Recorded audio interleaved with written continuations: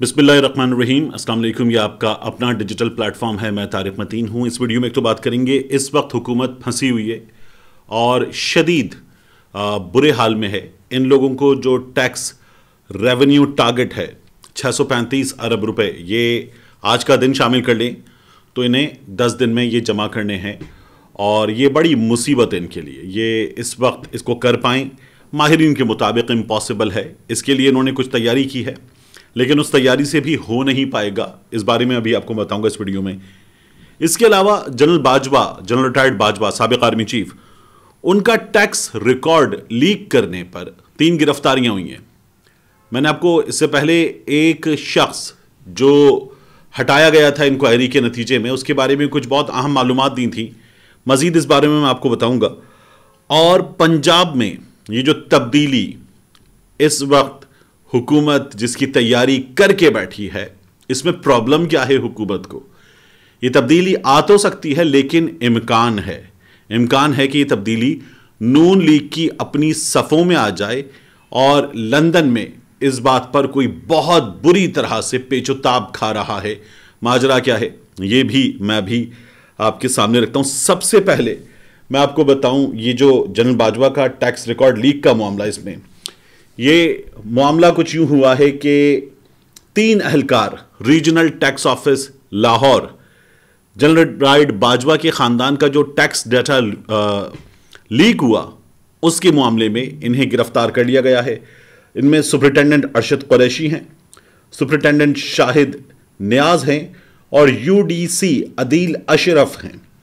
और तीनों को जो है वो महकमाना इंक्वायरी हुई, उसके नतीजे में ये लोग कसूरवार साबित हुए।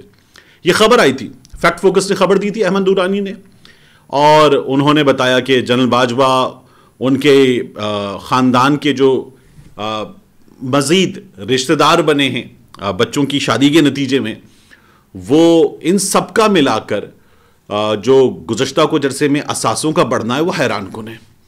तो ये तमाम चीज़ें फिर उन्होंने टैक्स रिकॉर्ड के साथ सामने रखी थी। अहमद दुरानी ने और ताहिर इमरान मियाँ ने, इन लोगों ने जब ये काम किया तो इसको ज़्यादा पजीराई नहीं मिली थी खबर को, ये खबर ज़्यादा वायरल नहीं हुई थी।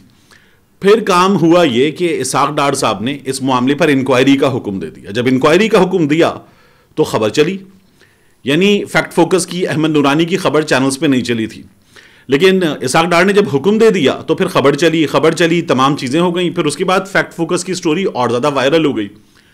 फिर इसके नतीजे में इसाक डार साहब ने ये हमें बताया कि अब तक क्या हुआ है। मैंने आपको बताया था एक ऑफिसर के बारे में ये पता चल रहा था कि वो सोशल मीडिया पर शदीद नून लीगी है और उस शदीद नून लीगी या शदीद एंटी इमरान ने मुबैना तौर पर यह पता चल रहा था कि उसने भी ये काम किया है।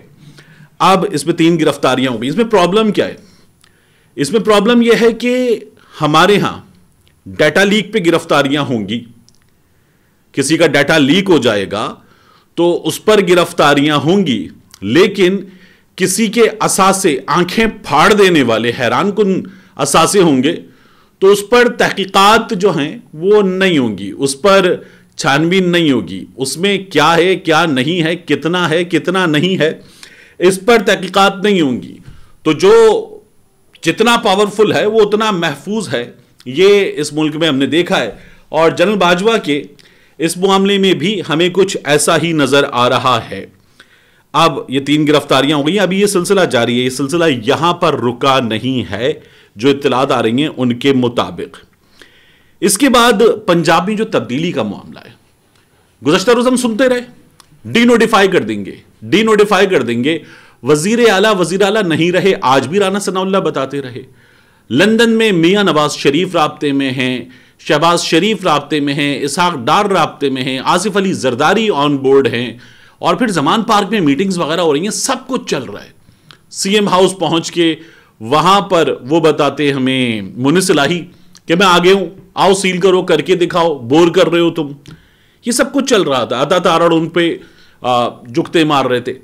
इन तमाम चीजों के दरमियान फिर बलीगुर रहमान ने, गवर्नर पंजाब ने, स्पीकर की रूलिंग मुस्तरद कर दी। अच्छा, स्पीकर की रूलिंग मुस्तरद करना उनका काम नहीं था, उन्होंने रूलिंग मुस्तरद कर दी। फिर हमें यह पता चला कि रात 12:02 पे इस सिलसिले में नोटिफिकेशन होना था लेकिन नहीं हुआ। खबर यह आई कि बलीगुर रहमान जो हैं वो माहिरीन कानून से, अपने करीबी माहिरीन कानून से मशवरा कर रहे थे। पार्टी तो एक हुक्म दे रही थी, पार्टी में राना सनाउल्लाह खुद वकील हैं, दीगर वकील हैं, सब कुछ हैं, लेकिन बलीगुर रहमान मशवरा कर रहे थे। उन्हें बताया गया कि आप डीनोटिफाई मत कीजिएगा, आपके गले पड़ जाएगा ये काम मत कीजिएगा आप। तो बलीगुर रहमान रुक गए।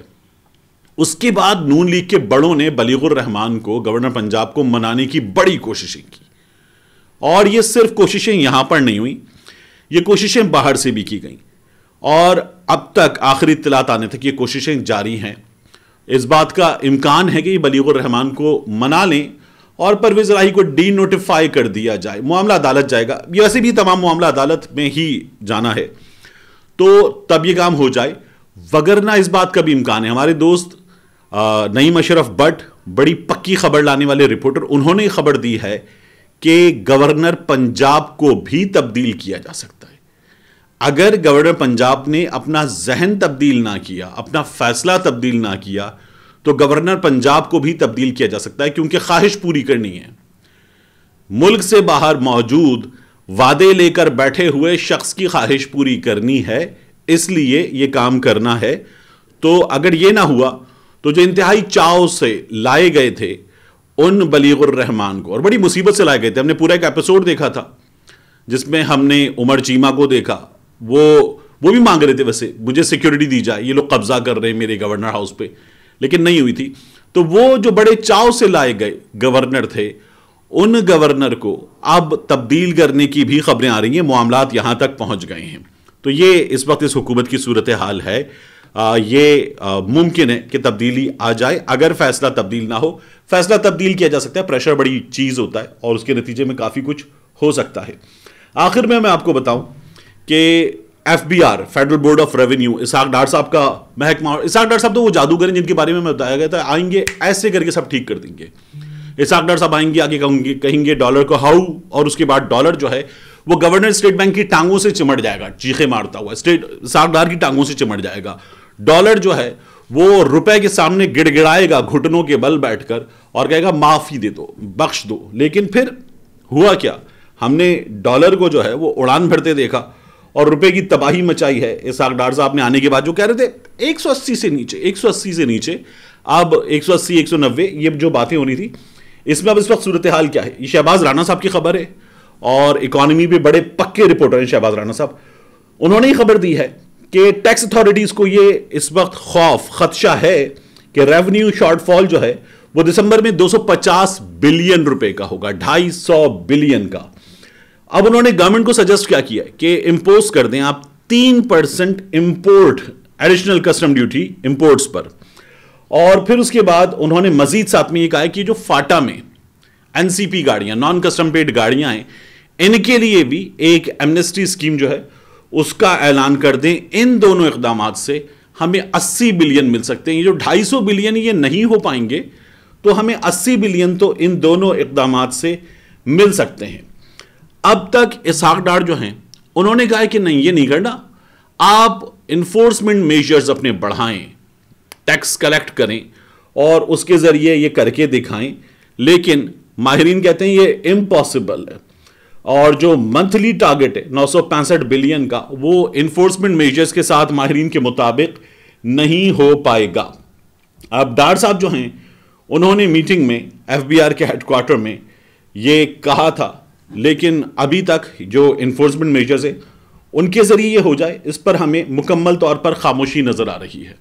इनका ये कहना है कि फाटा में बड़ी तादाद में गाड़ियां हैं, जो फॉर्मर फाटा है, बल्कि अब फाटा नहीं है, अब तो वो खैबर पख्तूनख्वा का हिस्सा है।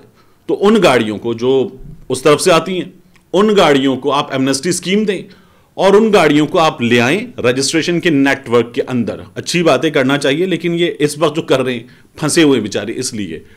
और इसके साथ साथ आप जो मजीद इंपोर्ट्स पर ड्यूटी है वो कर दें। इसहाक डार साहब ये इसलिए नहीं कर रहे कि अगर वो ये कर देते हैं तो फिर यहां पर जो ताजिर है, जो नून लीग की ताजिर दोस्त हुकूमत है और जिसको ताजिरों ने पहले 10 बार मजबूर किया, पहले भी मजबूर किया था, अजमल बलोच ने, अतीक मीर साहब ने और हाफिज कह रहा हूं मैं, नईम मीर ने, अब ये लोग जो हैं वो दोबारा उसी तरह से मजबूर कर देंगे। डार साहब को पता है, तो इसलिए डार साहब इसके हक में नहीं हैं। अब क्या किया जाए, तो डार साहब ने कहा करके दिखाएं। अब करके दिखाएं पे तो काम नहीं हो सकता, ये एफबीआर हुक्काम ने डार साहब को बताया, लेकिन हुकूमत जो है वो फंसी हुई है इस वक्त। और ये 635 अरब रुपए अब 9-10 दिन में जमा करना ये इम्पॉसिबल नजर आ रहा है। ये वो तजुर्बेकार लोग हैं कि जिनके बारे में बताया गया था ये सब ठीक कर देंगे। 6 महीने में शहबाज शरीफ साहब अपने सीने पे हाथ मार मार के कहते थे ना बदल दिया तो मेरा नाम बदल दें। ये बिजली के मामले में भी इसी तरह का हाल था इन लोगों का। और अब इस वक्त ये लोग जो टेक्निकली डिफॉल्ट हो चुका है उसको अनाउंस करने से, बाकी चीजों से डर रहे हैं।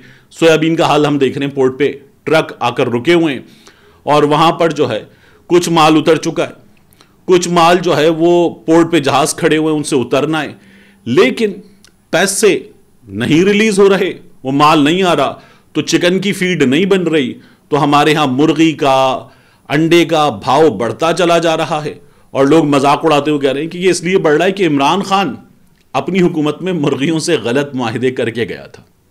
आपसे कुछ देर में इमरान खान साहब का खिताब है, अगली वीडियो में उस खिताब की और इस सूरत हाल की बात करेंगे। मिलते हैं इंशाल्लाह आपसे अगली वीडियो में।